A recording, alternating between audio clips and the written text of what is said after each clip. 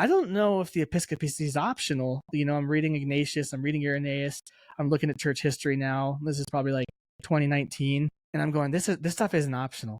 But the papacy, I still was like really grieved by. Like this idea that there's one guy who can tell me, hey, you know, newsflash, I'm going to write this down in a particular way, and now you have to believe it. I was like, Yeah.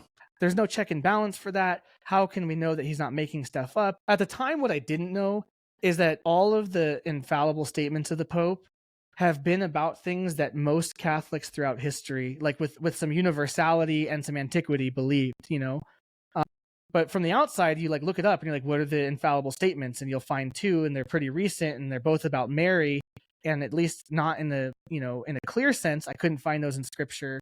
I think they're there now, but like I couldn't find them clearly in a way that I was satisfied with. So I was like, dude, he just made that up and then, you know, made people believe it. That made me mad. Yeah. But I think at some point, like if you start going deep in history, you have to answer the question, because like what you find immediately is, okay, the Episcopacy is not optional. And I found that, and I was on board with that. And honestly, with all the division and evangelicalism I was seeing, I was like, we need that. We need that structure. And frankly, like if I care so much about church unity, you can't just be unified through like good feelings. Like you have to have a structural agreement. That's what Christ would want.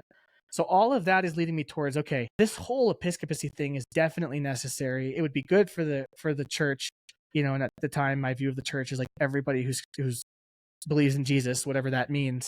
Yeah. And so I'm like, we need something like this to move forward. And I think historically that's what we had. So I think we have to have that.